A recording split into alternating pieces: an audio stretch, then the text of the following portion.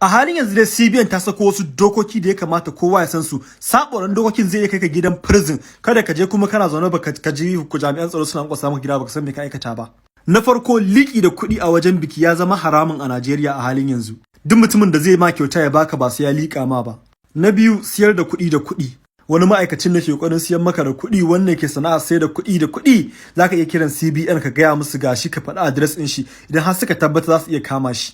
Na uku, masu yin kek da kuɗi, kwalliya da kuɗi ko kuma buke ko ma wani irin buke ne. Ku ga an ɗebi kuɗi an yi decoration da shi. Shi ma kada ka je sai ka gama buke ka gama cin kwalliyarka ka ji an kwankwasa maka gida.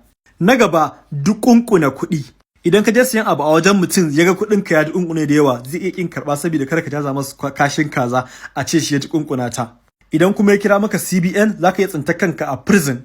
Na ƙarshe, defacing ɗin money, wato ka je ka yanke wani wajen ko ka gutsura wani wajen ko ka je ka lalata wani wajen ko ka fenta wani wajen dai.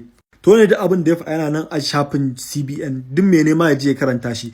Kai hannun ba suka saka ma wai idan ka ga mai laifi ka kira shi. Allah ya samu dace.